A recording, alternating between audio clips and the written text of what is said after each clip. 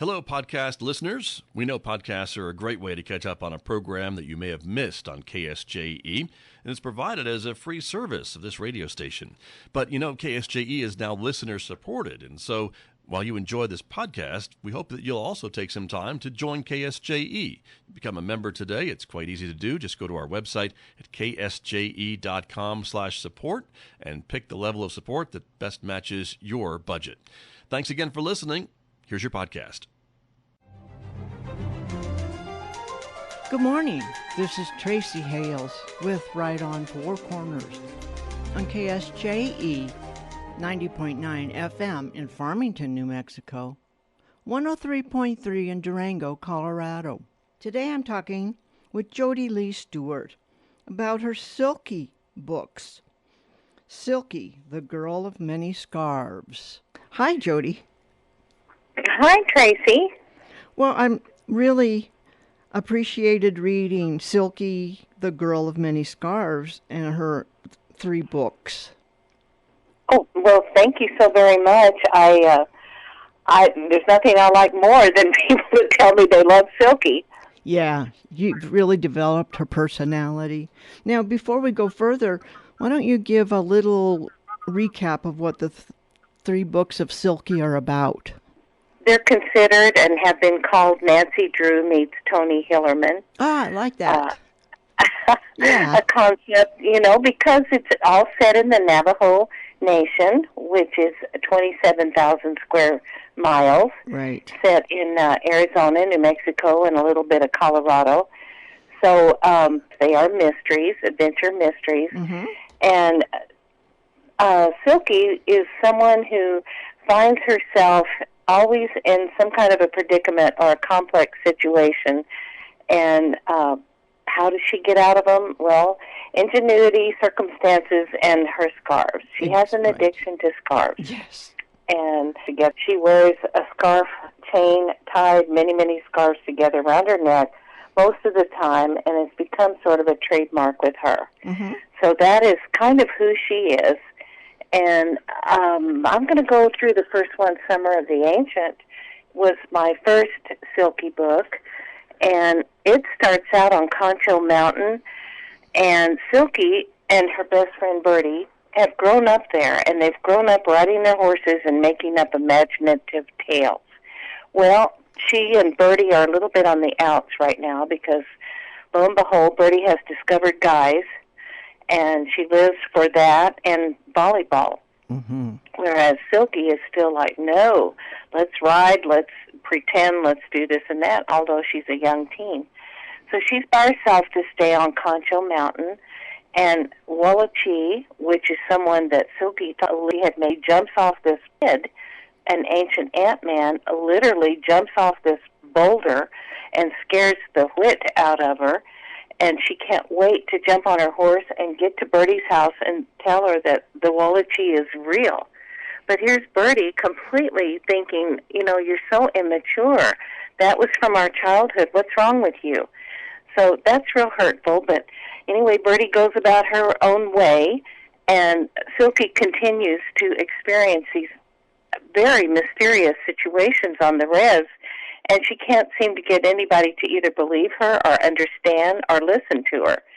So her angst continues throughout the summer, and then it winds up with Birdie and she on Concho Mountain getting lost up there at night.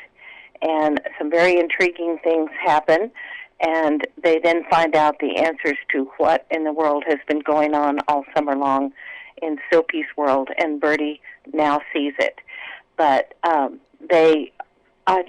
believe I touch in that book really the precarious nature of friendship, because it is. Right. It's kind of precarious. Especially at that age. Yes, at that age. Because, I don't know, you seem to grow like trees. One might grow in, also. Right. And between a man and another. I don't think a lot of adults have learned how to do that. Right. Very true. Silki has to learn how to do that in this novel. And then loyalty, to oneself and family and even your Summer of the Ancient. Mm-hmm. And then I wrote Canyon of Doom, and it is full of moving parts. Mm-hmm. And it begins with Silki and Birdie finding a piece of metal, an odd piece of metal that they start calling a medallion in the bogs of Canyon de Hacha. Canyon de Hacha is a very mysterious place close to where Birdie and Silki live out on the res. It also features a lion-shaped rock that you can see on the front cover of the book, and it plays an important part. On the side of the lion rock is an old petroglyph, hieroglyphic etchings from many, many years as people used to pass through there over the centuries. They had written their stuff on that wall. And now a huge, well, call it nature, and come and put a huge wall on the side of that wall. And when Birdie and Silki learn about this through the art of storytelling I feature in this novel, cultural storytelling, events transpire with all of these strange, unusual characters that start coming to town, including one that Silki dubs Amber Eyes. She literally runs into him in the first chapter. She collides with him. She's running through a crowd. And he's got a deep, growly voice. He's handsome and he's tall, and he says, "Don't run through crowds." After that, she keeps seeing him here and there and here and there. Once she says, "Is he triplets?" Because every time she turns around, there he is. And here are these other odd characters. She decides, well, they're all part of this gang, maybe from Chicago or something, because Silki has this overdeveloped imagination, whether she's believing Birdie or not. Right. And so events occur, and it winds up where Silki and her rebellious cousin Telastic, that is spending the summer there, wind up in a very dangerous situation in that canyon. And if I do a little reading after a while, it will be from that book and from that exact instance. Oh, good. And my themes in that one were mostly touching on the art of cultural storytelling is so important for everyone, and I think a lot of people have lost that, but certain races like the Navajo, they're very big on it, and I find that something to admire. Also, treasure rumors from World War II. Right. I have that in there. And, of course, good outweighing evil. That's a triumph over adversity, or good over evil. It, again, has a very shocking ending. All my Silki books do. Okay, Valley of Shadows. The history theme of that one is about the Japanese who were interred on the Navajo res during World War II. Right. And some of the repercussions and the places. That's kind of a recurring thing happening there. But what happens in this one, a very famous horse is stolen while Birdie and Silki become accomplices and viewed after that beautiful horse. And they get interviewed. They're shocked that this has happened, but then events continue on, and it winds up that there's an international theme to this book. And there are characters showing up. There's a lot of heartbreaking moments in this one, but I will say that they get fixed.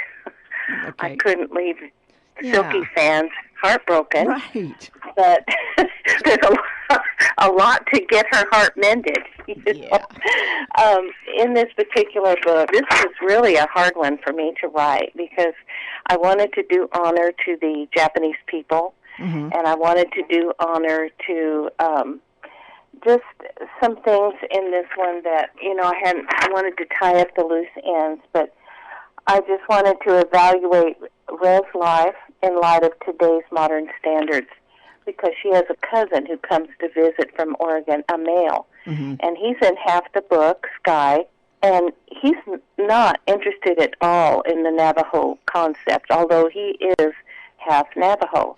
And so he begins to see the res not just through Silki's eyes, but through his own, and realizes that he's connected to history that goes so far back, and then he feels honored by that. So I wanted to kind of present that aspect, and then just the history of people who have marched through that part of land, the Japanese.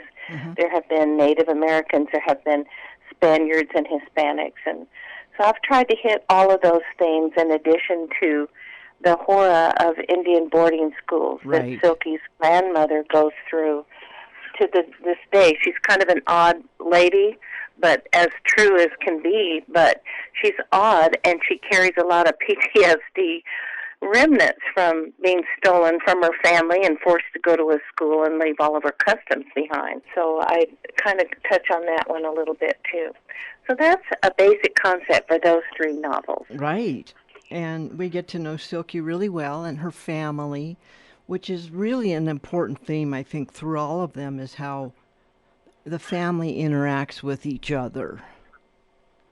Thank you. That was important to me, too. Yeah. And that culture is also, as diversified as it is very important to people. Right. So now, why did you decide to write Silki? How did she come to mind? And that's quite different than you yourself writing about this little Navajo young woman.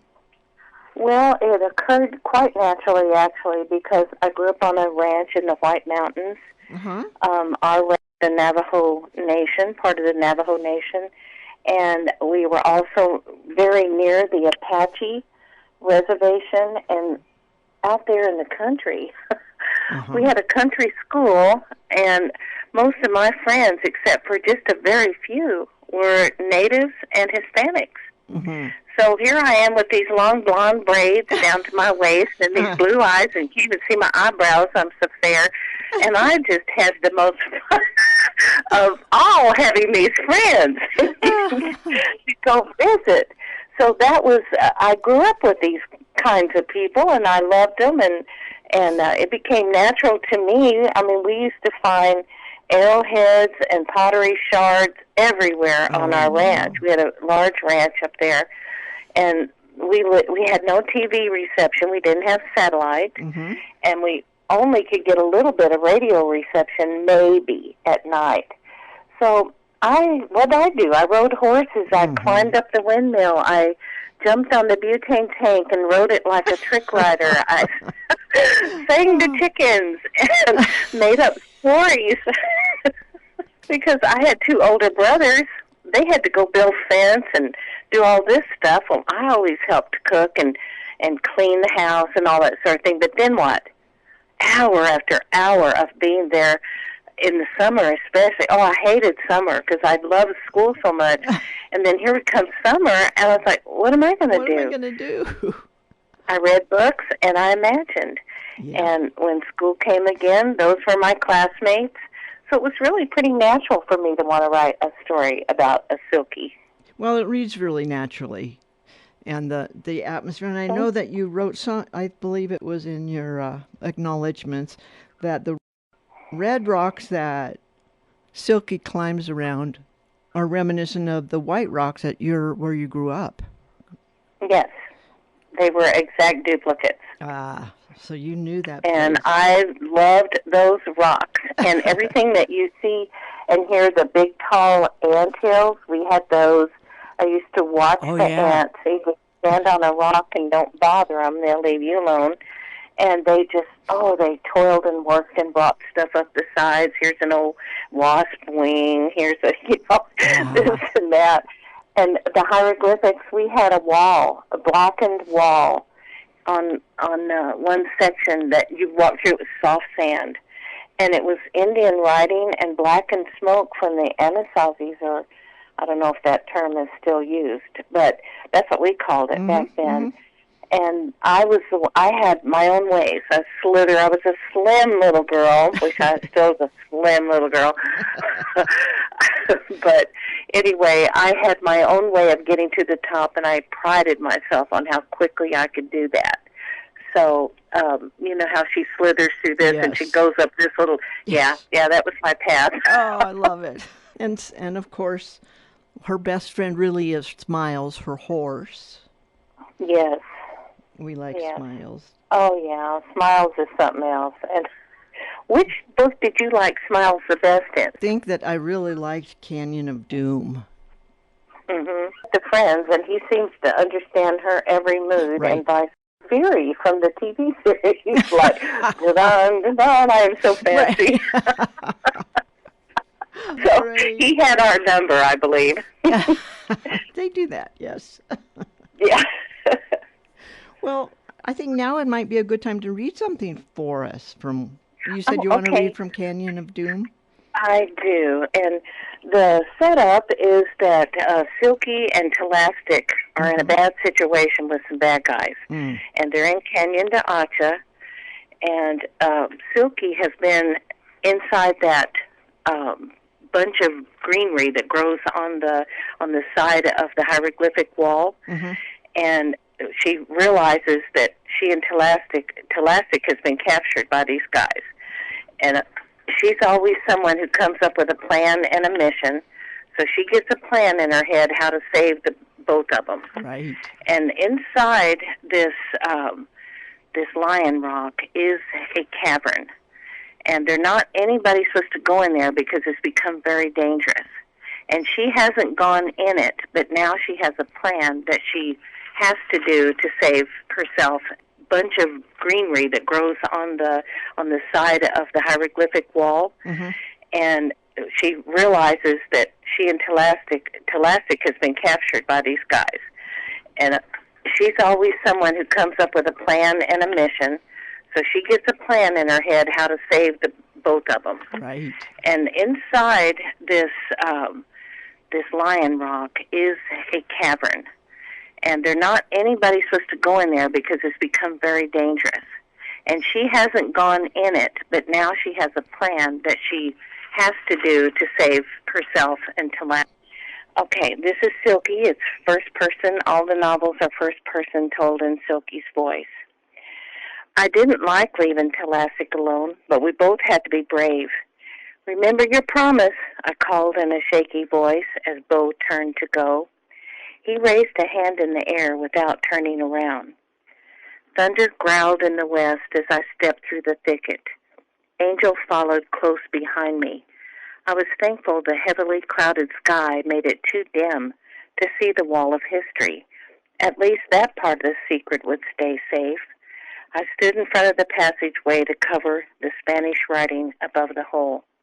Mole, get in here, Angel yelled. Mole held my breath. He'd break the V branches. Ow! What the heck is that thorny crap? He said. He wobbled down the narrow path. The bottom of his leg veered too far outside the thicket and grazed a cactus. He howled in pain. Eres tan estúpido como un perro, Angel mumbled. Mole pulled 2 cactus quills out of his calf, cursing under his breath. He dropped to his hands and knees, scraping himself on the rock as he went down. He licked his scratched wrist. Beads of sweat hung in the bottom pit of his scar. He was terrifying up close and smelly. Focus on the mission, Silki, she says to herself. Right?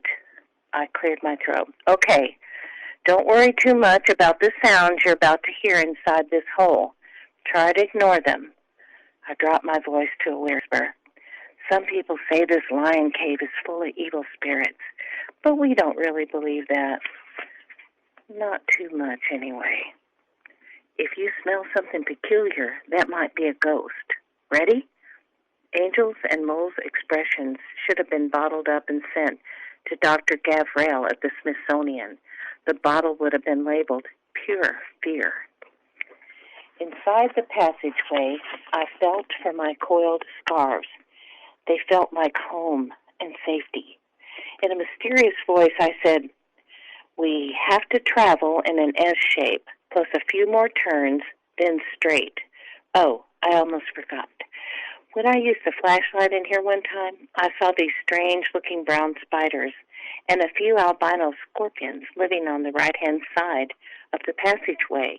She'd probably stay sort of far left. In unison, both men scooted to the left side. I was actually scaring myself. So far, they hadn't noticed my scarves, and I wanted it to stay that way as I unrolled them on the right-hand side of the tunnel. What really lay ahead in that dark passageway? Aunt Susan warned us that it was too dangerous to go inside nowadays. If I didn't go very far, maybe I would survive Operation Bogus. After a few minutes of slow hands and knees crawling, that's silly. What's that I hear over there? A rattlesnake? That's silly. It's too dark in here for snakes, isn't it? There it is again. Can you go check it out, Angel?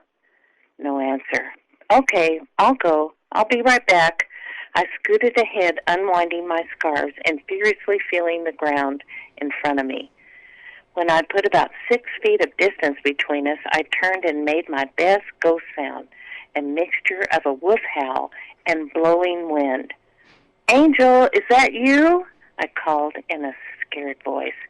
His no sounded weak.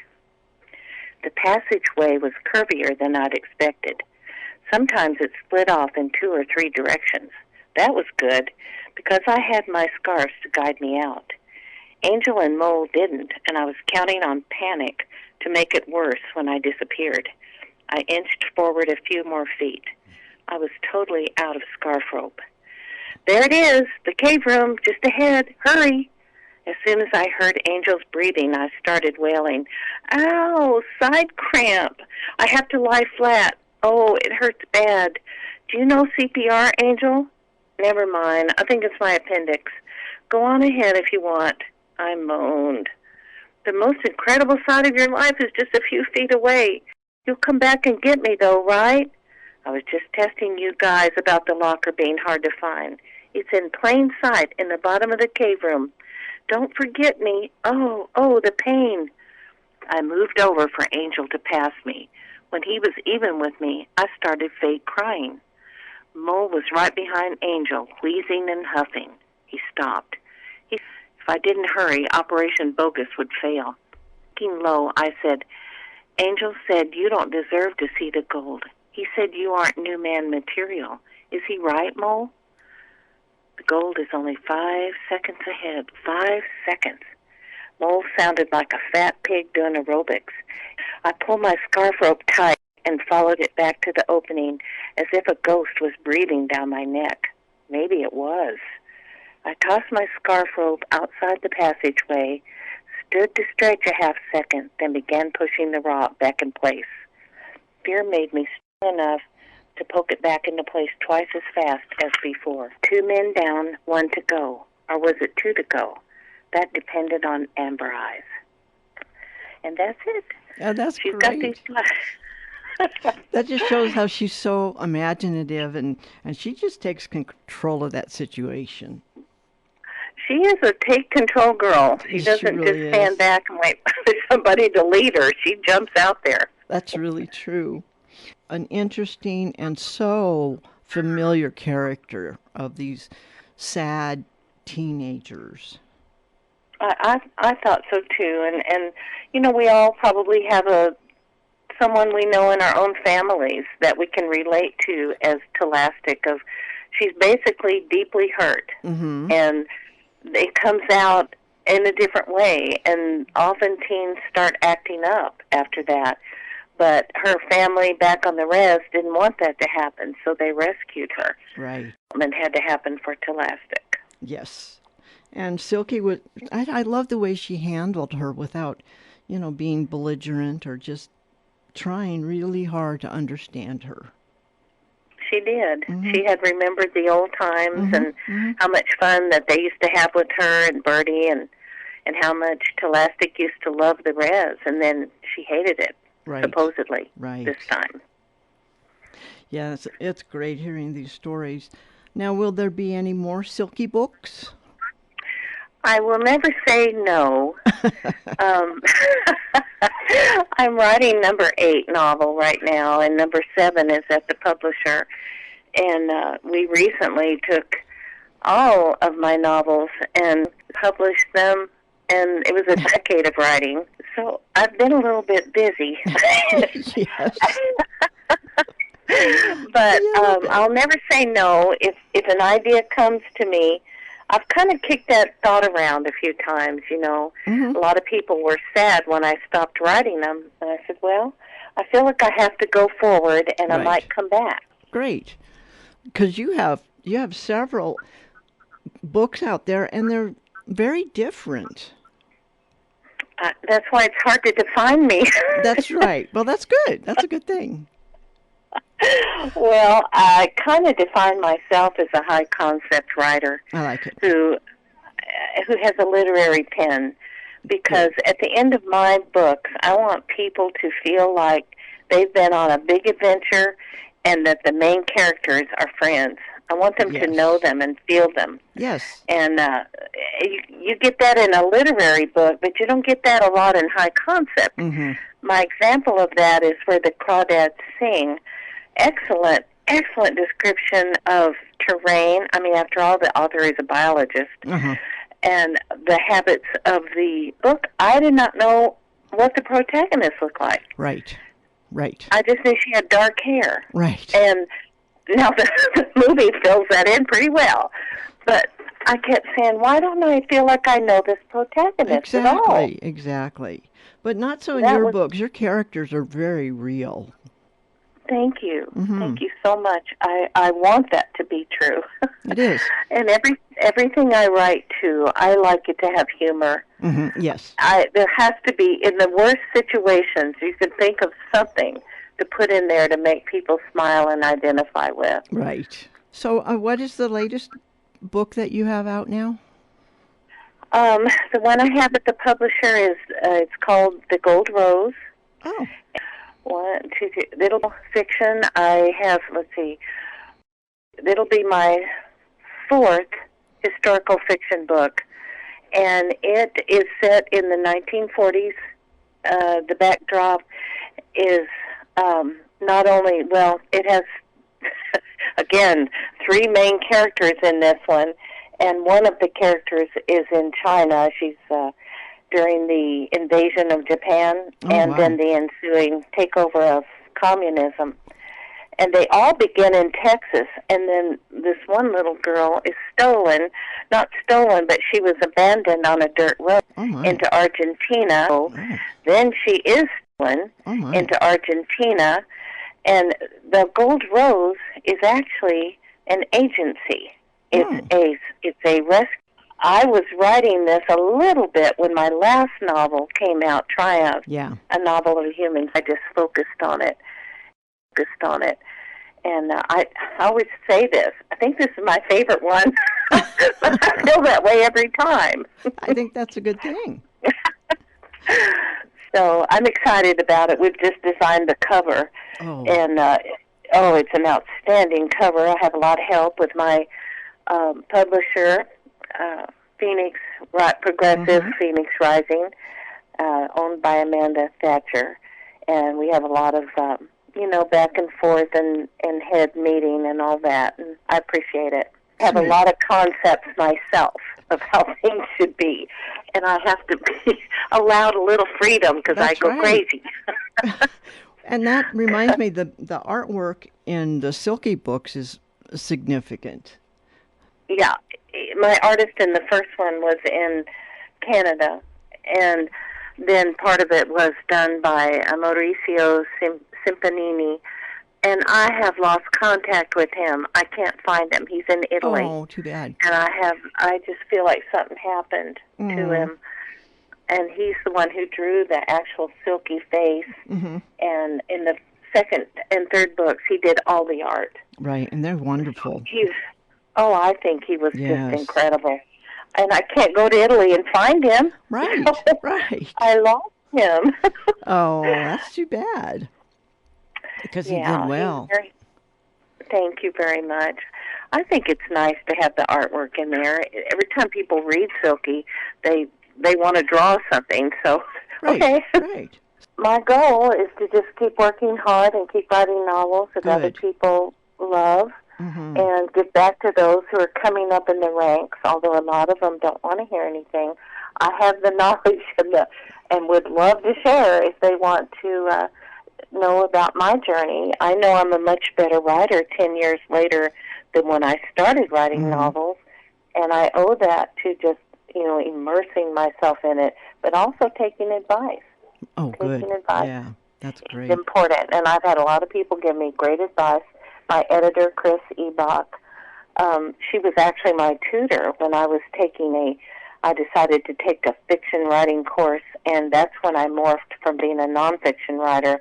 And I did that just to challenge myself. And because of her encouraging me to write books That's why I do. Well, that's great. I'm glad she did. You need to write novels. But okay.